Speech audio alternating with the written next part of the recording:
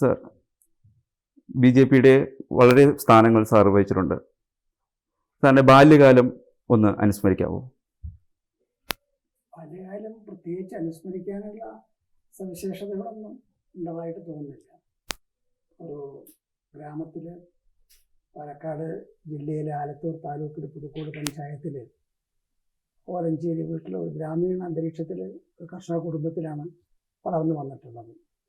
ഞങ്ങളുടെ കുടുംബത്തിൽ വക്കീലന്മാരാരും ഉണ്ടായിരുന്നില്ല, രാഷ്ട്രീയക്കാരും ഉണ്ടായിരുന്നില്ല. അപ്പോൾ ഇന്നുള്ള ഈ ഒരു പശ്ചാത്തലവും ഒരു പ്രതീക്ഷയും ഒരു സങ്കല്പം അങ്ങനെയൊന്നും ഇല്ലാതെ സാധാരണഗതിയിൽ വളർന്നു വന്നു.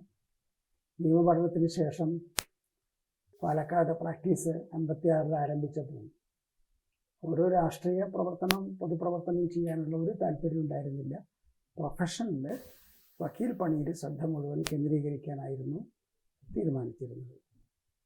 അതൊന്ന് പിന്നെ ചരിത്ര നിയോഗമോ സാഹചര്യങ്ങളിലൊക്കെ ഫലമായിട്ട് ഓരോരോ പ്രവർത്തനങ്ങളിൽ ഇടപെടാനായിട്ട് സാഹചര്യങ്ങൾ നിർബന്ധിതരായി. ചിന്മയാനന്ദ സ്വാമിജി പാലക്കാട് വരികയും അപ്പോൾ അദ്ദേഹത്തിന് സ്വീകരണം കൊടുക്കാനായിട്ട് അവിടുത്തെ ഒരു കമ്മിറ്റി ഉണ്ടാക്കിയപ്പോൾ അതിൽ എൻ്റെ സീനിയറായിട്ട് അഡ്വക്കേറ്റ് ആയിരുന്നു അതിലത്തെ സെക്രട്ടറി ആയി പ്രവർത്തിച്ചിരുന്നത്. അതുകൊണ്ട് അദ്ദേഹത്തെ സഹായിക്കാനായിട്ട് ആ പ്രവർത്തനങ്ങളിലൊക്കെ മുഴുകി.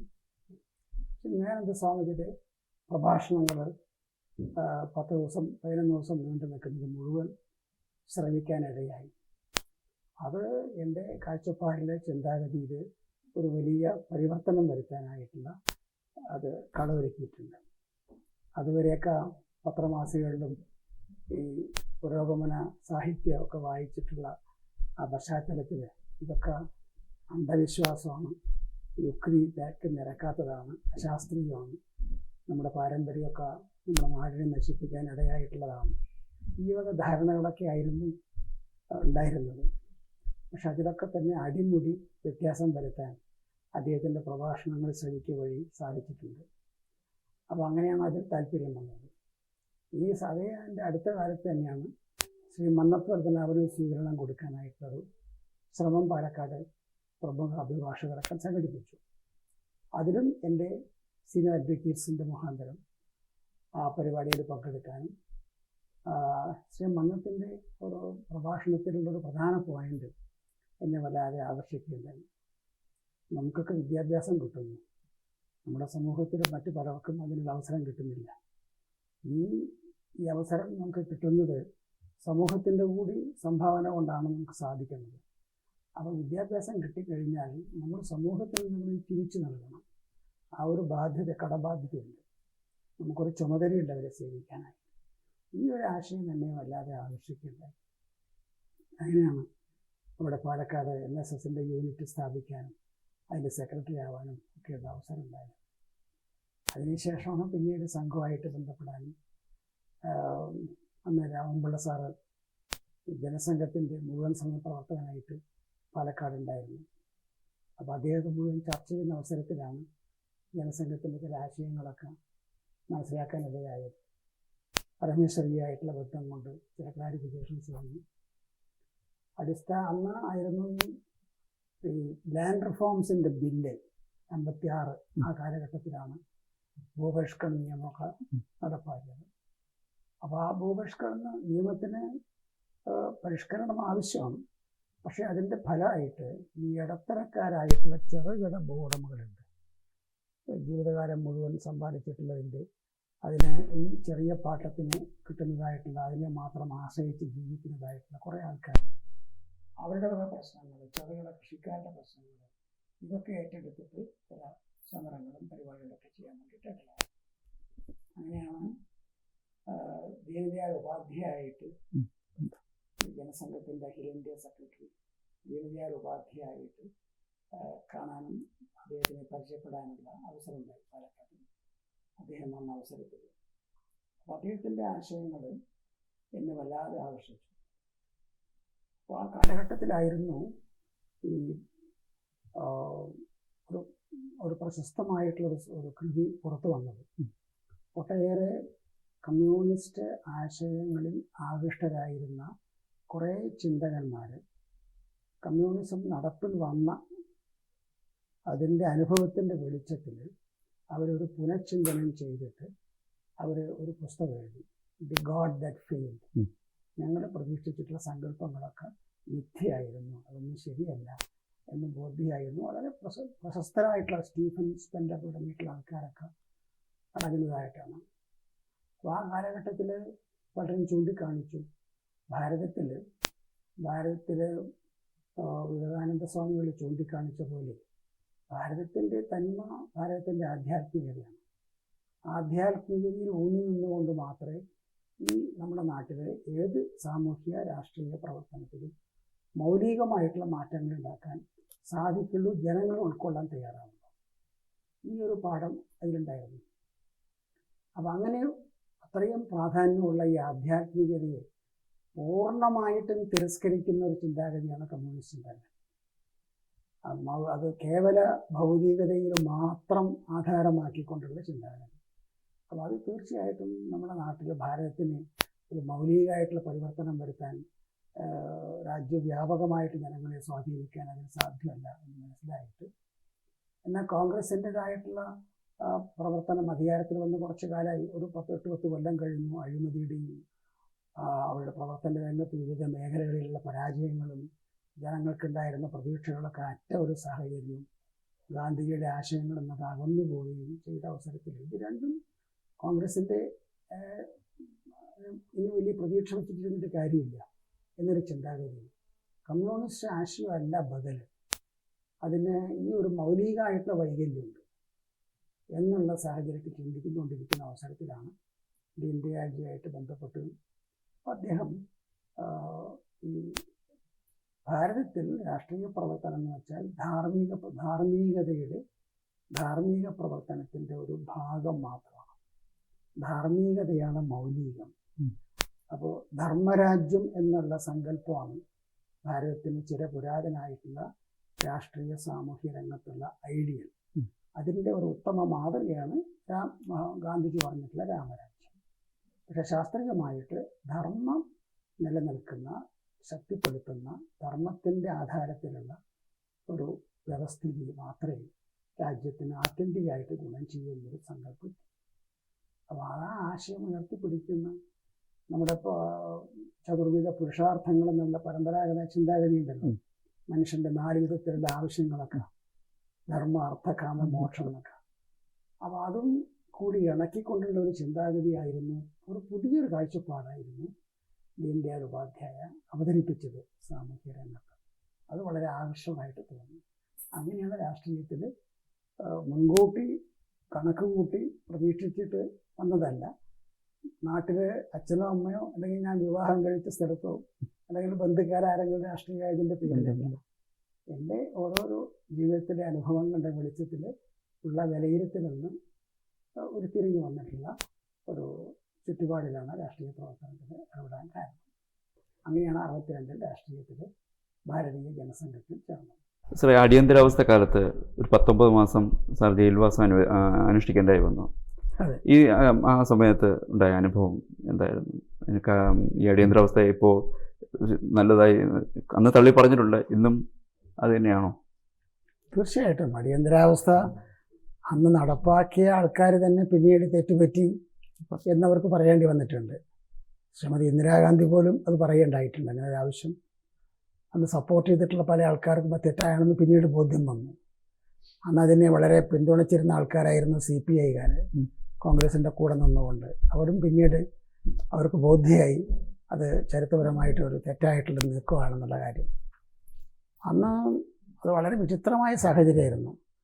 അന്ന് കേരളത്തിൽ ഈ ഒരു ഇടതുപക്ഷവും പിന്നെ വിശാല സഖ്യം എന്നുള്ള ഗ്രാൻഡ് അലയൻസ് എന്നുള്ള നിലയ്ക്ക് ഇടതുപക്ഷവും അവർ സംഘടനാ കോൺഗ്രസും സോഷ്യലിസ്റ്റ് പാർട്ടിയും എല്ലാ ജനസംഘവും സഹകരിച്ചു കൊണ്ടുള്ള സമീപനമായിരുന്നു. കേരളത്തിലെ സർക്കാർ ജീവനക്കാരുടെ സമരത്തിലും മറ്റു കാര്യങ്ങളിലൊക്കെ തന്നെ സഹായിക്കുന്ന ഒരു നിലപാടുണ്ടായിരുന്നു. അപ്പോൾ അവരാണ് ഈ അടിയന്തരാവസ്ഥ പ്രഖ്യാപിച്ച അവസരത്തിൽ അതിനെതിരായിട്ട് സമരം ചെയ്യാൻ വേണ്ടി തീരുമാനിച്ചത് ആദ്യം. അങ്ങനെയാണ് അതിൽ ശ്രീ നമ്പൂതിരിപ്പാട് എറണാകുളത്തും പിന്നെ ശങ്കരനാരായണൻ ഉണ്ടായിരുന്നു, KM George, Shri AK Gopal കണ്ണൂരിലും, VS ഇവിടെയായിരുന്നു, ആലപ്പുഴയിലായിരുന്നു. എന്നോട് പാലക്കാട്ട് ആ സമരത്തിന് നേതൃത്വം കൊടുക്കാനായിട്ട് എന്നെയാണ് ചുമതലപ്പെടുത്തിയത്. അങ്ങനെ ഞങ്ങളെല്ലാവരും അന്ന് അറസ്റ്റ് വരിച്ചു അടിയന്തരാവസ്ഥക്കെതിരായിട്ട്. ഞങ്ങൾ നേരെ കൊണ്ടുപോയി. തിരുവനന്തപുരത്താണ് എന്നെ കൊണ്ടുപോയത്, നേരെ പാലക്കാട്ടിൽ നിന്ന്. തിരുവനന്തപുരത്ത് പല അനുഭവങ്ങളുണ്ടായിരുന്നു.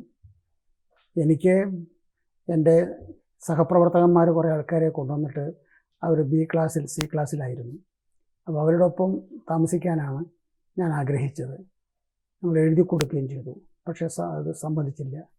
ഞങ്ങൾ അന്ന് ജനസംഘത്തിൻ്റെ സംസ്ഥാന പ്രസിഡൻ്റ് ആയിരുന്നുകൊണ്ട് നേതാക്കന്മാരൊക്കെ തന്നെ വേറൊരു B കാറ്റഗറി തന്നിട്ട് വേറൊരു ബ്ലോക്കിലേക്ക് മാറ്റി.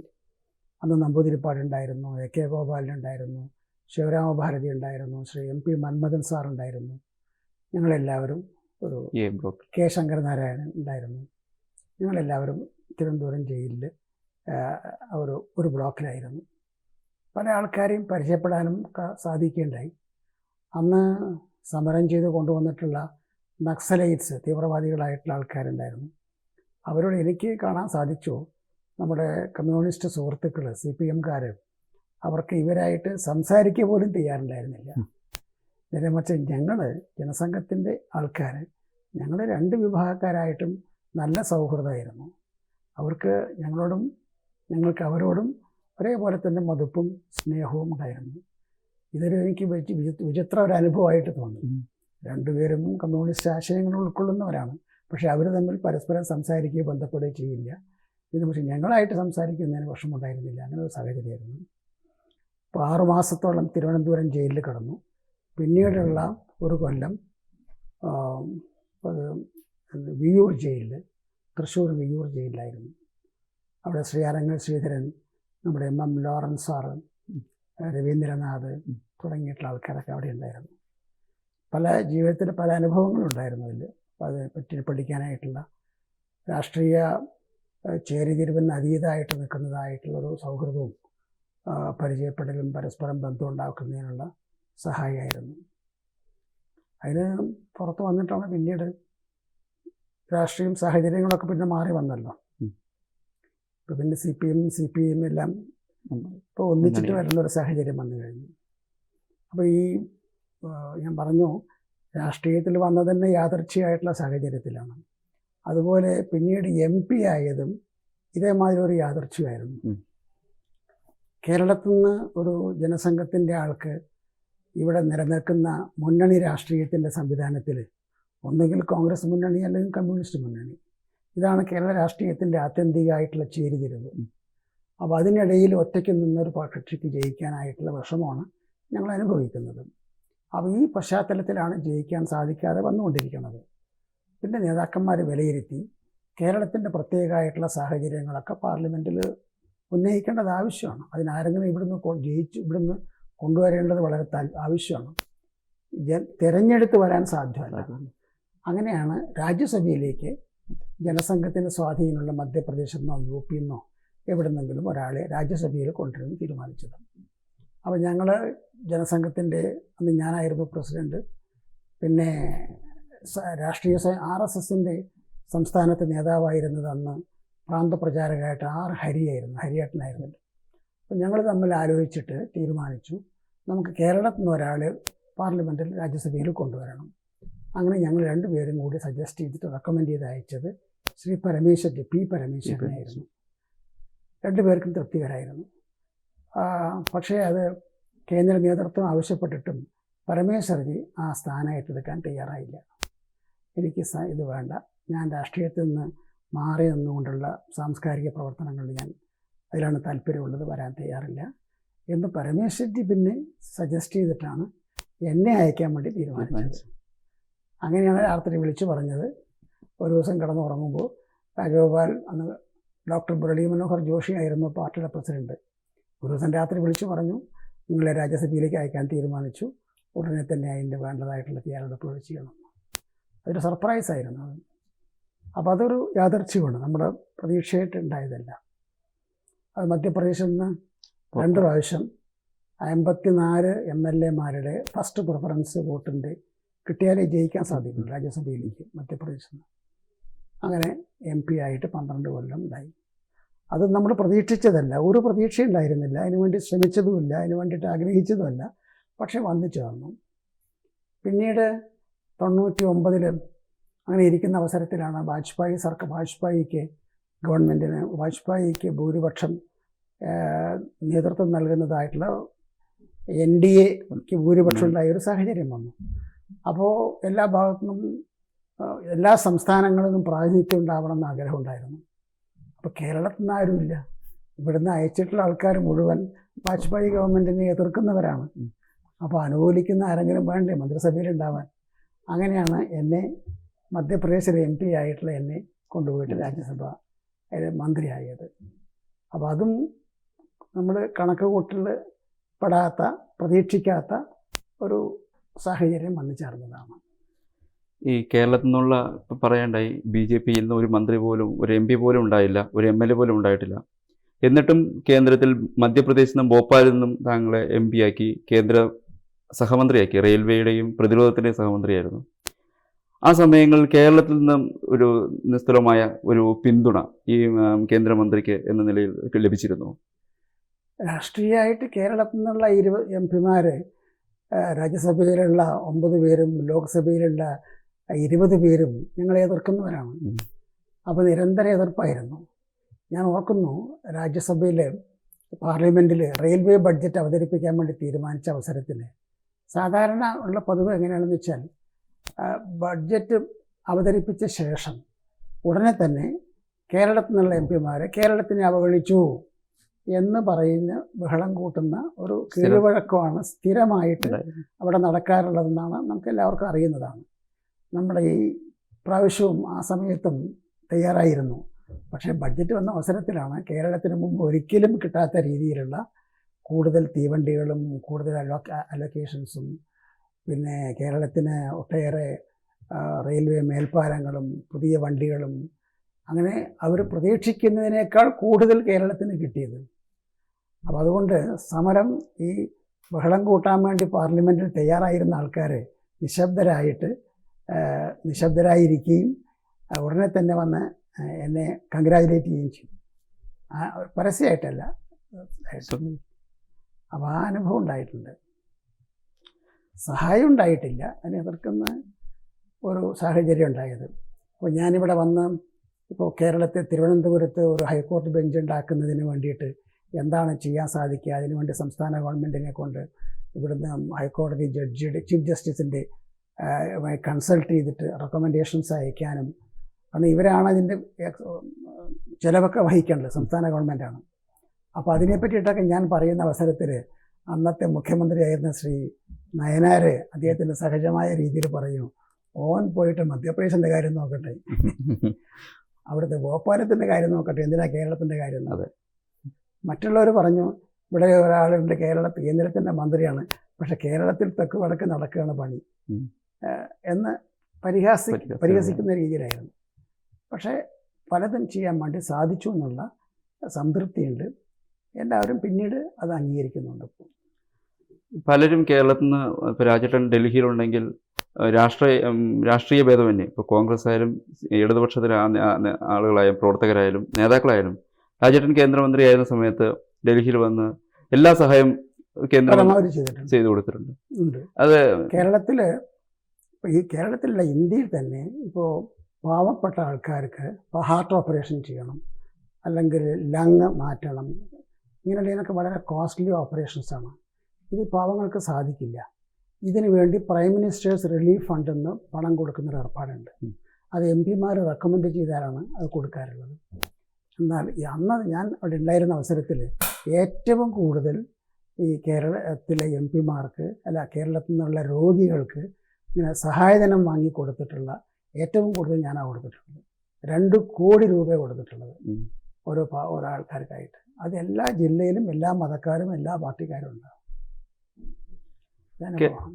കേരളത്തിലെ പലതവണ തെരഞ്ഞെടുപ്പ് മത്സരിക്കേണ്ടായി. തിരുവനന്തപുരത്ത് ഒരു തവണ ഈസ്റ്റിൽ ഏറ്റവും കൂടുതൽ വോട്ട് നേടി. ഈസ്റ്റിൽ മാത്രമല്ല, ആ ഇലക്ഷനിൽ 2004 ലോക്സഭ ഇലക്ഷൻ, ആ ഇലക്ഷനിൽ തിരുവനന്തപുരം ഈസ്റ്റിലും തിരുവനന്തപുരം നോർത്തിലും ഞാനായിരുന്നു ഒന്നാം സ്ഥാനത്ത്.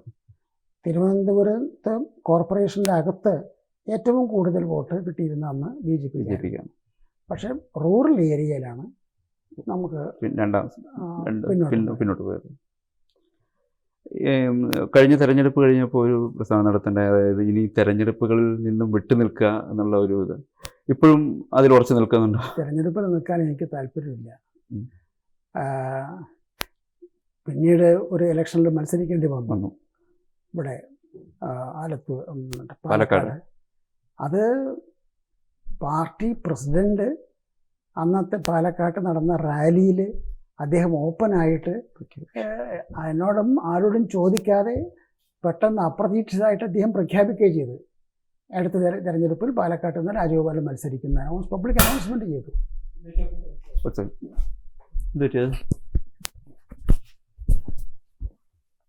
മറ്റേ അവസാനത്തെ ചോദ്യം ഒന്നുകൂടി വേണ്ടേ സാർ? തെരഞ്ഞെടുപ്പിൽ മത്സരിക്കില്ല. ഈ തെരഞ്ഞെടുപ്പിൽ നിന്നും വരുന്ന കഴിഞ്ഞ ഒരു തെരഞ്ഞെടുപ്പ് 2004 ഒരു തെരഞ്ഞെടുപ്പിന് ശേഷം ലോക്സഭാ തെരഞ്ഞെടുപ്പിന് സാർ പറയുണ്ടായി ഇനി തെരഞ്ഞെടുപ്പുകൾ മത്സരിക്കാൻ താല്പര്യമില്ല എന്ന് പ്രകടിപ്പിക്കുന്നു. ഈ അതിനുശേഷം കഴിഞ്ഞ നിയമസഭാ തെരഞ്ഞെടുപ്പിൽ പാലക്കാട് നിന്ന് മത്സരിച്ചു. എന്താണ് അതിനുണ്ടായ സാഹചര്യം? എൻ്റെ സ്വന്തം ഇഷ്ടപ്രകാരമുള്ള ചോയ്സ് അല്ല. എനിക്ക് തെരഞ്ഞെടുപ്പിൽ മത്സരിക്കണം എന്നുള്ള വലിയ താല്പര്യം ഉണ്ടായിരുന്നില്ല. പക്ഷെ പാർട്ടിയുടെ പ്രസിഡന്റ്, അഖിലേന്ത്യാ പ്രസിഡന്റ്, അദ്ദേഹത്തിന് ഒരു വിലയിരുത്തലനുസരിച്ചിട്ട് പാലക്കാട്, എൻ്റെ സ്ഥലമുള്ള പാലക്കാട് വെച്ചിട്ടായിരുന്നു വലിയൊരു സ്വീകരണം അദ്ദേഹത്തിന് കൊടുത്തിരുന്നത്. അപ്പോൾ ആ സമയത്ത് എൻ്റെ പേര് പറഞ്ഞ അവസരത്തിൽ ഓഡിയൻസ് എന്നുള്ള റെസ്പോൺസ് കണ്ടിട്ട് അദ്ദേഹം പ്രഖ്യാപിച്ചു സ്വയം അടുത്ത ഇലക്ഷനിൽ രാജഗോപാലൻ BJP സ്ഥാനാർത്ഥിയായിട്ട് മത്സരിക്കും. അങ്ങനെ ഞാൻ അദ്ദേഹത്തിൻ്റെ തീരുമാനത്തിന് വഴങ്ങിക്കൊണ്ട് നിന്നാണ്. പാർട്ടിയിൽ മെമ്പറായിരിക്കുന്നിടത്തോളം ആ ഒരു അച്ചടക്കമുള്ള പ്രവർത്തനം ആ ബാധ്യതയുണ്ട് ഞാൻ വിചാരിക്കുന്നു. എൻ്റെ പേഴ്സണലായിട്ട് ഇഷ്ടാനിഷ്ടത്തിന് വലിയ പ്രാധാന്യമില്ല. സാർ അടുത്തിടെ BJP ഇപ്പോൾ ദേശീയ അധ്യക്ഷൻ, BJP ലോക്സഭയിലെ പ്രതിപക്ഷ നേതാവ് LK അദ്വാനി അടുത്ത പ്രധാനമന്ത്രിയാകുമെന്നൊരു പ്രഖ്യാപനം സാർ നടത്തുകയുണ്ടായി. പ്രഖ്യാപനമല്ല, ആഗ്രഹം പ്രകടിപ്പിക്കണ്ടേ? സാധ്യതയെ പറ്റിയിട്ടുള്ള വിലയിരുത്തൽ എന്താണ്? അദ്വാനിജിയും വാജ്പേയി ഇനി സജീവ രാഷ്ട്രീയത്തിലേക്ക് വരില്ല എന്നങ്ങനെ? അങ്ങനെയല്ല. വാജ്പേയി വളരെ പ്രായമായി, അദ്ദേഹത്തിൻ്റെ ആരോഗ്യം ധാരാളം ആക്റ്റീവായിട്ടുള്ള ഒരു ലൈഫ്, പൊളിറ്റിക്കൽ ലൈഫ് നടത്താനായിട്ട് വിഷമമാണ്. നടക്കുന്ന കാര്യത്തിലും കാൽമുട്ടിൽ ഓപ്പറേഷൻസ് നടത്തിയതും പ്രായത്തിൻ്റെ എല്ലാം കാര്യം കൊണ്ടും അദ്ദേഹത്തിൻ്റെ ഈ കഴിഞ്ഞ ടേമിൽ തന്നെ നടക്കാനും പോകാനും ഒക്കെ തന്നെ വലിയ വിഷമമുണ്ടായിരുന്നു. ഈ സാഹചര്യത്തിൽ സ്വാഭാവികമായിട്ടും വേറൊരാൾക്ക് ചാൻസ് കൊടുക്കുക എന്നുള്ളതാണ് എനിക്ക് തോന്നിയ ഒരു കാര്യം. ആ പശ്ചാത്തലത്തിൽ മുമ്പ് ഉപപ്രധാനമന്ത്രിയായിട്ട് പ്രവർത്തിച്ച് പ്രതിപക്ഷ നേതാവായി പ്രവർത്തിച്ചിട്ടുള്ള അനുഭവമുള്ളതായ വളരെയേറെ കൈകാര്യം ചെയ്യാൻ കഴിവുള്ളൊരു ആളാണെന്ന് തെളിയിച്ചിട്ടുള്ള അദ്വാനിജിക്കാണ് അതിനുള്ള സാധ്യത എന്നാണ് എൻ്റെ വിലയിരുത്തൽ. അത് പറഞ്ഞത് മാത്രമേ ഉള്ളൂ. പിന്നെ മാതാ അമൃതാനന്ദമയിയുമായിട്ട് സാറിന് നല്ല അടുത്ത ബന്ധം ഉണ്ട്.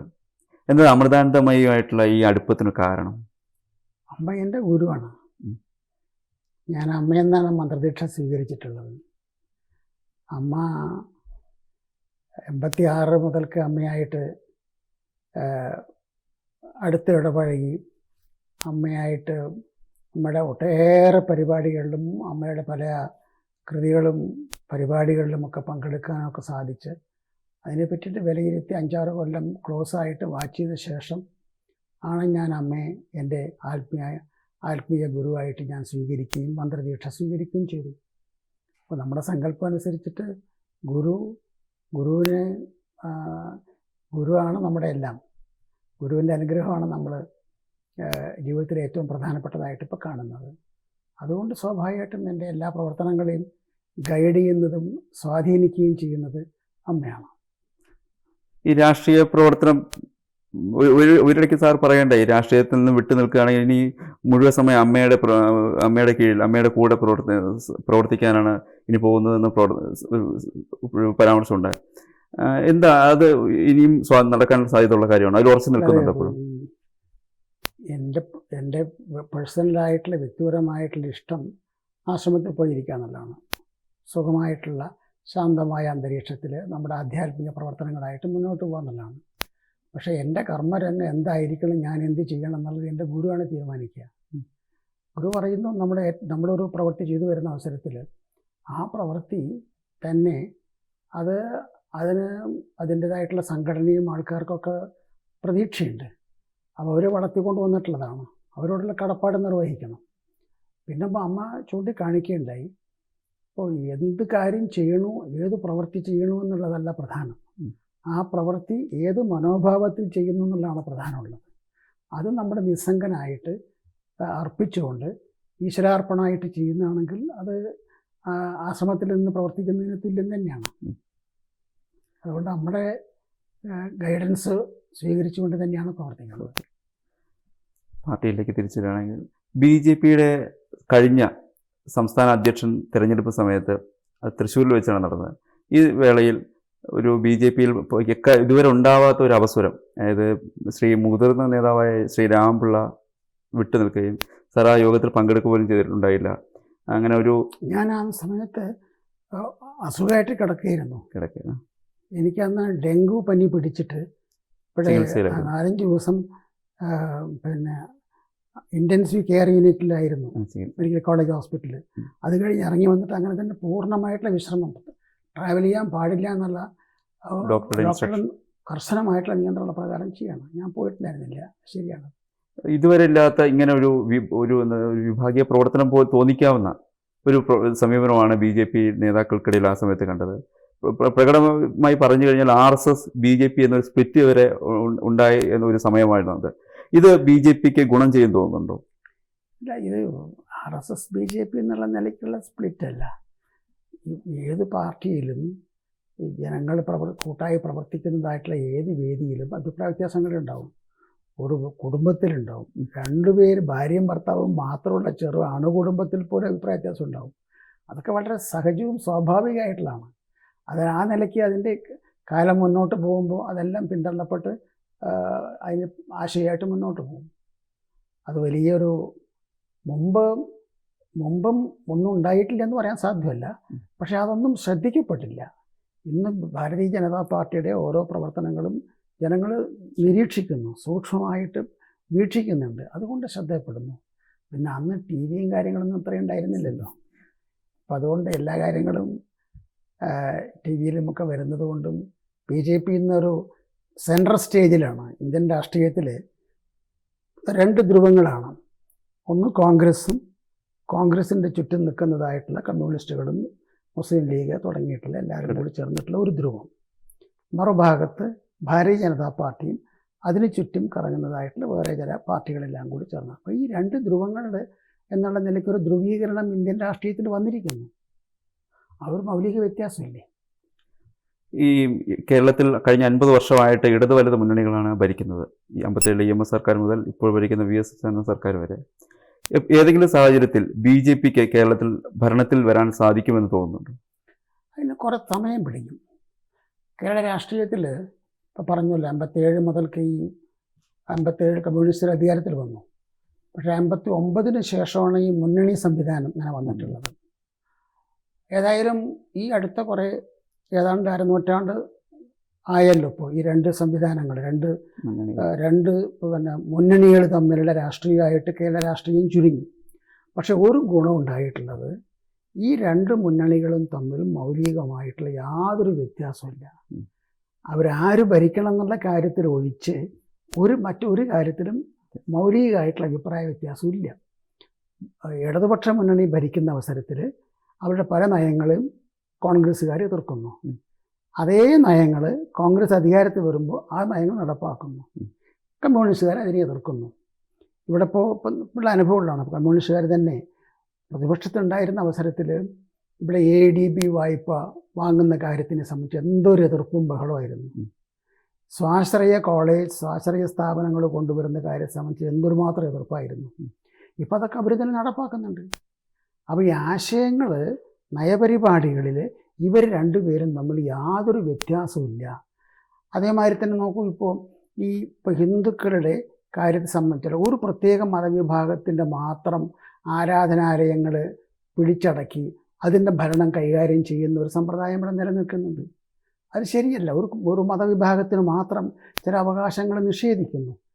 ഈ കാര്യത്തിൽ ഈ രണ്ട് മുന്നണിക്കും ഒരേ സമീപനം തന്നെയാണുള്ളത്, വ്യത്യാസമില്ല ഈ കാര്യത്തിൽ. അപ്പോൾ ജനങ്ങൾ ഒരു കാര്യം വ്യക്തമായി മനസ്സിലാക്കുന്നുണ്ട്, ഈ രണ്ട് മുന്നണികളും ഒരേ നാണയത്തിൻ്റെ രണ്ട് വശങ്ങൾ മാത്രമാണ്. വ്യത്യസ്തമായിട്ടുള്ള ഒരു പ്രസ്ഥാനം, ഒരു ശക്തി ഇവിടെ വളർന്നു വരണം എന്ന ചിന്താഗതി ഇപ്പോൾ ജനങ്ങളിൽ വളരെ വ്യാപകമായിട്ട് വളർന്നു വരുന്നുണ്ട്. അതാണ് നമുക്ക് പ്രതീക്ഷയ്ക്ക് വക നൽകുന്നത്.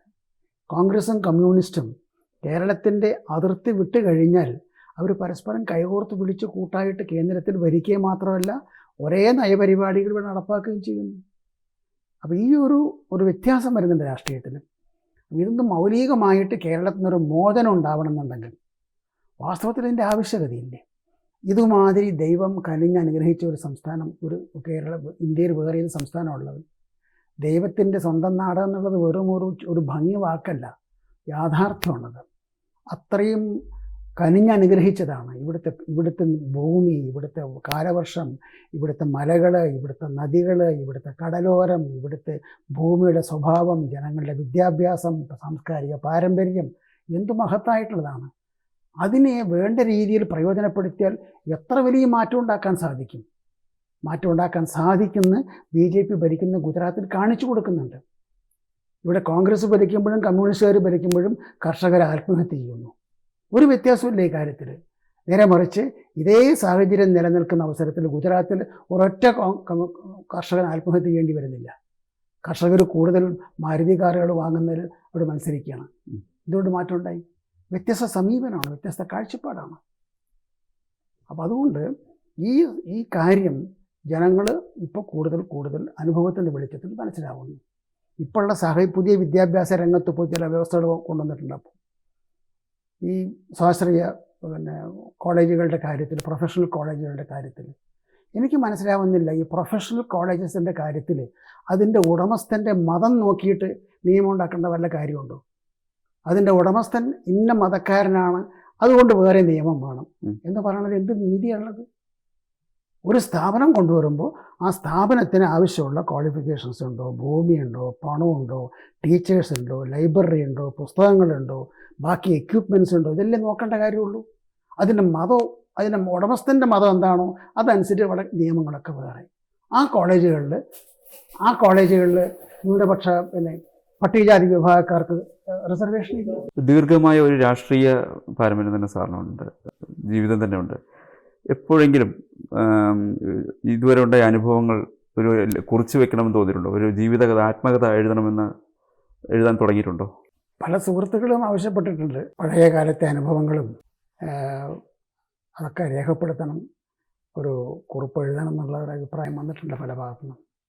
ഞാൻ കുറേയൊക്കെ നോട്ട്സ് തയ്യാറായിക്കൊണ്ട് വരുന്നുണ്ട്. അത് കുറച്ചും കൂടി സമയം പിടിക്കും അത് പൂർത്തീകരിക്കാനായിട്ട്. ഏതായാലും ആ ശ്രമം നടക്കുന്നുണ്ട്. ഇനി ജീവിതത്തിൽ, രാഷ്ട്രീയത്തിൽ എന്തെങ്കിലും ആഗ്രഹങ്ങൾ, അങ്ങനെ എന്തെങ്കിലും? അങ്ങനെയില്ല.